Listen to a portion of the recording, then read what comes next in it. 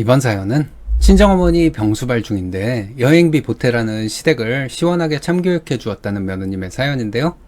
무슨 일이 있었던 걸까요? 함께 보시겠습니다. 사연 시작 전에 좋아요, 구독 부탁드리겠습니다. 채널에 큰 힘이 됩니다. 안녕하세요. 저희 시댁 식구들은 가족여행 갈 땐 저만 빼고 잘도 가더니 일할 땐 또 악착같이 저를 부르네요. 참다 도저히 안 되겠어서 니들끼리 다 헤쳐먹고 저는 빼달라고 했습니다. 남편은 항상 제 편을 들어줘서 무거운 건 없네요. 저희 남편은 시댁에선 꽤나 귀한 아들입니다. 어릴 적 남편의 막내 동생이 사고로 먼저 세상을 뜨면서 시어머니에겐 그 트라우마가 심했나 봐요. 무슨 말만 하면 우리 집 유일한 아들이라면서 눈치를 주곤 하셨어요. 저도 신혼 땐 그런 말들 하나하나를 신경 쓰면서 시어머니를 이해하려고 애썼는데요. 몇 년 지나니까 그게 진짜 아들을 아껴서 하는 말이 아니라 자기를 보호할 때 쓰는 말이란 걸 알았습니다. 그래서 더 이상 반응을 안 하고 있어요. 예를 들면 이런 거죠. 자기가 가지고 싶은 생일 선물이 생기면 저를 괜히 방으로 부르거든요. 앉아보라고 하고는 예전에 남편이 사줬던 선물들을 쫙 늘어놓으면서 하나하나 설명을 하십니다. 아들이 한 명이라 그런가 선물 받는 것도 싹 다 모아놓고 있다면서 너는 내 마음 모르겠지만 같은 처지가 되면 이해할 거라고 하셨어요. 그리고는 마지막으로 꼭 우리 집안 유일한 아들이랑 결혼하니까 좋지 않냐면서 물으시는데요. 그럼 뭐라고 하겠어요? 당신 같은 시어머니 만나서 불행하다 할 수도 없으니까 좋다고 말씀드리면 그러니 이제 남편이 했던 이런 정성들을 너도 같이 해야 하지 않겠냐고 하면서 어깨를 두드리더라고요. 결국 돈 내놓으라, 이것저것 사와라 이거였습니다. 속 보이는 이야기를 왜 그렇게 돌려가면서 말하는지 그렇게 말한다고 천박한 게 없어지는 줄 아나 봐요. 그리고 저희 시어머니는 외모에 또 얼마나 신경을 쓰시는지 저한테 은근히 피부관리 몇 주 이용권 같은 걸 끊어달라고 압박을 줘요. 개모임에 가봤는데 자기만 케어를 안 하고 있는 것 같다면서 이러다 늙어 죽으면 그만이라고 깊은 한숨을 쉬면서 하소연합니다. 그러면서 자기가 가고 싶은 곳에는 어떤 코스가 있는지 무슨 기계를 쓰는지 옆에서 연불 올 듯 계속 말을 하니까 노이로제 걸릴 것 같아서 그냥 해드려 버렸어요. 그리고 나서 자랑을 하고 싶었나 메신저에 자기 얼굴 사진을 엄청 많이 찍어 올리더라고요. 나이가 들어도 젊어 보이고 싶어 한다는 거 충분히 이해하는데 좀 정도가 심해지니 꼴불견 같았습니다. 그러다 최근에 저희 친정엄마가 좀 아프셨어요. 갑상선 쪽이 원래 안 좋다는 건 알았지만 건강검진하러 갔다가 갑상선암이라는 진단을 받은 겁니다. 갑상선암은 엄청 심각한 건 아니지만 그래도 평생 고생만 한 엄마가 아프다니 제 하늘도 무너지는 것 같았는데요. 아무래도 남동생보다는 제가 옆에 있어드리는 게 맞을 것 같아 퇴근하고 바로 병원에 가서 간병을 했어요. 그런데 그즈음 긴 연휴가 겹치게 되었고 신우가 오랜만에 가족여행이라도 가고 싶다고 했습니다. 저는 어차피 엄마 간병을 해야 해서 못 가는 상황이긴 했지만 아무리 그래도 사돈이 아픈 상황인데 그런 말을 하는 게 상식적으로 이해가 안 가더라고요. 마음이 무거울 것 뻔히 알면서 그렇게 놀러가고 싶었나 보죠? 신우는 남들처럼 유럽 여행 가서 맛있는 것도 많이 먹고 사진도 좀 찍고 오고 싶다면서 자기가 가고 싶은 도시를 콕콕 집어 남편에게 보내고 일정을 짜보라고 했습니다. 남편은 처가 상황이 지금 별로 안 좋아서 여행을 가기는 무리가 있는 것 같다 했지만 신우는 그건 고려 대상이 아니라는 것처럼 저를 빼고 가면 되지 않냐고 했대요. 신우는 항상 이런 식이었어요. 명절 선물을 가지고 와도 꼭 시부모님한테 드리고 남는 것들, 누가 봐도 잘 안 쓸 것 같은 것들만 저희에게 줬습니다. 저희는 젊으니까 좀 부족하게 살아도 되지 않냐는 게 신우의 지론이었어요. 그쵸? 그까짓 거 명절 선물이 뭐라고 돈으로 하면 얼마 되지도 않는 거 그냥 안 좋은 거 받아도 된다고 생각하는데 신우의 태도가 너무 열받잖아요. 우리가 무슨 동네 거지도 아니고 이왕 주는 거 기분 좋게 주면 좋은데 나이를 어디로 처먹었길래 너네는 이거 주는 것도 다행으로 알아 꼭 이 지랄을 합니다. 남편은 그래도 명색이 가족여행인데 와이프가 없는데 자기가 어떻게 갈 수 있겠냐면서 계속 거절 의사를 표시했는데요. 신우는 참 이기적으로 그런 부모님이랑 자기네 가족만 가겠다고 하더라고요. 그래서 그러라고 했더니 근데 돈은 또 절반씩 내야 하는 거랍니다. 아니 여행 가지도 않는 저희가 왜 그 생돈을 내요? 말만 들어봐도 온갖 유명한 여행지는 다 갈 작정이라 돈이 몇백은 들 것 같은데요. 부모님을 위한 효도여행 가는 거니까 당연히 너희가 오지 않아도 돈을 절반씩 내야 한다고 하더군요. 저는 너무 기분이 상해서 남편에게 마음대로 하라고 했고 남편도 이건 좀 아니라고 생각했는지 큰 소리를 좀 냈다고 합니다. 손윗사람이 되어서 친정엄마 간병하고 있는 올케한테 따뜻한 말 한마디도 안 해놓고는 놀궁리만 하는 게 말이 되냐고 하니까 신우도 기분이 나빴는지 그건 시어머니가 신경 써야 할 일이지 자기가 괜히 왜 나서야 되냐고 했다네요. 지금 남편이 한 말이 그 말이 아니잖아요. 머리가 멍청하니까 말귀를 못 알아쳐먹는 건지 진절머리가 났습니다. 남편은 4분의 1 정도만 보태기로 했고 시댁 식구들은 보란듯이 여행길에 올랐습니다. 그 무렵 저희 엄마는 독한 약을 맞아가며 기운이 없이 계셨는데 시댁 식구들은 유럽에 가서 찍은 사진을 가족 단톡방에 올리면서 자랑질을 해댔네요. 이 사건을 계기로 굳이 착하고 고분고분한 며느리로 살 필요가 없다는 생각이 들었습니다. 내가 아무리 잘한다고 해도 시댁이 나한테 잘해주는 것도 아닌데 뭐 한다고 헛수고를 했는지 모르겠더라고요. 여행 다녀와서 저한테 기념품 사온 걸 자랑하는데 평소 같았으면 다 들어줬겠지만 그냥 바빠서 이만 가보겠다고 말을 자르고 나왔어요. 그리고 그 뒤로 저에게 걸려오는 전화도 잘 안 받고 문자로만 답을 했습니다. 그러다 시댁 제삿날이 다가왔는데요. 아직 친정엄마 치료가 덜 끝난 상태이기도 하고 남동생도 회사 야근이 몰려있던 주간이라 제사를 저 혼자 준비하는 건 무리였어요. 그래서 시어머니한테 전화를 걸어 솔직하게 말했습니다. 어머니, 저 올해 제사는 준비를 못할 것 같아요. 친정 사정도 안 좋고 간병을 누구한테 맡길 수도 없거든요. 음식 따로 하셔서 하실 거면 돈은 보낼 텐데 가지는 못하겠어요. 제사도 저 빼고 좀 해주세요.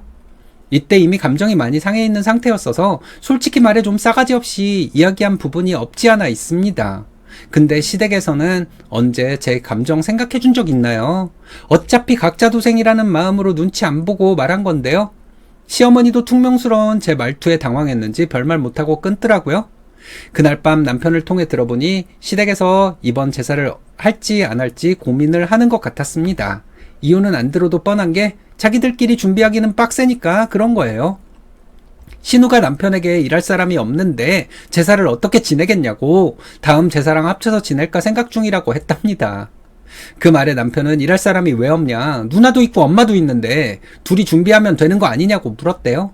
그러니까 며느리가 있는데 딸인 자기가 왜 그걸 도와야 하냐면서 웃기지도 않는 이야기 하지도 말라고 하고 끊었다네요. 저는 저희 친정에서 제사 지내면 무조건 가서 함께 준비하는데 이 집안은 그런 상식적인 부분도 교육이 안 된 것 같습니다. 물론 집에서 멀리 살거나 오기가 힘든 경우라면 어쩔 수 없겠지만 신우집은 시댁에서 고작 차로 10분 거리예요. 저한테 돌이 어쩌고 할 때는 집안 어른을 공경하니 많이 하더니 정작 자기는 코앞에 살면서 돌이 생각은 안 나나 봅니다. 결국 제사는 물 건너갔고 추잡스러운 시댁 사람들의 모습에 저도 더 이상 마음을 안 주기로 했습니다. 그 이후로 친정엄마 치료는 안전하게 잘 끝났는데요. 많이 힘들어하셨지만 그래도 의지가 강해서 이후 관리만 잘하면 되는 상황까지 되었어요. 남편은 저희 친정엄마에게 너무 고생하셨다고 연신 인사를 했고 앞으로는 2주에 한 번씩은 꼭 방문해서 얼굴 뵙자고까지 해주었습니다. 저도 막상 엄마가 퇴원을 하니까 그동안 긴장했던 것들이 다 풀리는 건지 잠이 미친 듯이 쏟아지더군요. 한 3일은 내리 잔 것 같은데 거의 좀비처럼 물만 마시고 또 자고 화장실 갔다가 또 자는 걸 반복했어요. 휴대폰을 볼 기력도 없어서 그냥 엎어놓고 말았습니다. 3일 정도 그렇게 쉬니까 조금 회복이 되어서 연락 온 게 뭐가 있었나 천천히 봤는데요. 신우에게서 온갖 쌍욕으로 버무려진 장문의 문자가 와 있었습니다. 자세히 읽어보니 친정엄마 퇴원하고 바로 그 다음 날이 시어머니 생일이었는데 제가 그냥 넘어갔다 이거죠. 신우는 자기가 봐줬더니 보자 하니까 제가 시댁 알기를 우습게 하는 거 아니냐면서 이 연락 보면 당장 전화하라고 적혀있길래 그냥 무시하고 있었어요. 솔직히 웃기고 있네. 치가 나보고 뭘 어쩔 건데? 이런 마음이었습니다. 남편은 제가 푹 쉬고 있는데 굳이 깨우고 싶지 않아서 말을 안 했다면서 괜찮다고 해주었어요. 하지만 남편의 말과는 달리 신우는 분이 안 풀렸는지 남편에게까지 전화를 걸어 난리를 쳤습니다. 저는 도저히 안 되겠길래 그날 밤 시댁으로 찾아간다고 거기서 이야기하자 말했어요.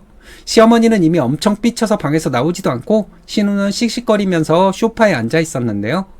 제가 들어가니까 죽일 듯이 째려보면서 소파 앞 바닥에 앉으라고 하길래 말을 무시하고 신우 옆 소파에 자리를 잡았어요. 신우는 제게 네가 지금 정신이 나갔냐? 아무리 그래도 그렇지 시댁 일은 네 안중에도 없는 거냐며 삿대질을 하더군요. 저는 손가락을 쳐버리면서 삿대질하지 말라고 했습니다. 형님이 저한테 이렇게 삿대질할 정도는 아닌 것 같은데요. 시어머니 생신이야 가족들끼리 챙겨주면 되는 거지. 저를 왜 꼭 끼려고 하세요? 이럴 때는 또 가족이에요. 저는 방 안에 있는 시어머니한테까지 다 들리도록 일부러 큰 소리를 냈어요.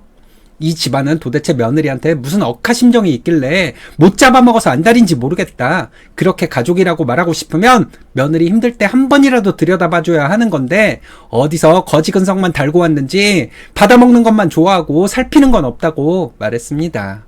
신우는 제가 주눅 드는 것도 없이 술술 말을 하니 당황했는지 혼나러 온 주제에 말이 맞냐면서 제 입을 때리려고 하더라고요. 그래서 어디다 대고 손을 올리냐고 하면서 손모가지를 비틀었어요. 남편도 옆에서 보다가 화가 났는지 신우에게 상스럽게 어딜 손을 대려고 하냐고 했습니다. 제가 대학 시절에 호신술을 좀 배웠던 몸이라 이런 기술 쓸 때 어디가 아픈지 잘 알거든요. 신우가 버둥대면서 까불길래 일부러 더 아프게 꽉 꺾어버렸어요. 아파하는 신우의 목소리를 듣자 시어머니가 놀라면서 방에서 나오셨고 저에게 달려들어 지금 뭐하는 짓이냐고 뜯어말렸습니다. 겨우 제 소나귀에서 빠져나간 신우는 전연이 돌아도 아주 단단히 돌았다고 사람 잡으려 한다고 엄살을 부리더라고요. 시어머니는 내 생일 안 챙겨준 것 때문에 이러는 게 아니라 네가 아무리 그래도 시댁에 너무 소홀한 거 아니었냐? 우리는 가족이라 생각해서 이리저리 연락도 하고 여행도 같이 가려고 했던 건데 너는 우리가 그렇게 꼴보기가 싫었냐? 하면서 불쌍한 척을 하는 겁니다. 가족이라고 생각하기는 개뿔. 일부러 기운 없는 척을 하면서 다 자기가 부덕한 탓이라고 하는 시어머니를 향해 맞다. 어머님이 부덕한 탓이다. 라고 해버렸어요. 어머님이 집안을 다 망치신 게 맞아요. 하나뿐인 아들내미라고 하면서 저한테 맨날 돈을 요구하시고 선물 사달라고 하시고 어머님 특기가 지금처럼 불쌍한 척 하시는 거잖아요. 가족이라 생각했다고요? 가족이라는 게 제 마음은 썩어가고 있는데 어머님이랑 형님은 저한테 여행 간다고 자랑치는 건가요? 그런 개 같은 생각 때문에 집안이 이 모양 이 꼴이 나는 겁니다. 저는 도저히 이 집에서 며느리 노릇은 못하겠다. 사람들이 상식적으로 생겨 먹어야지 짐승만도 못한데 뭐하러 대우해줄 필요가 있겠냐고 강하게 말했어요.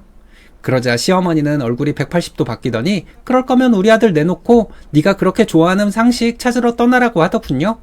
그렇게 말하면 누가 쫄 줄 알았나 보죠?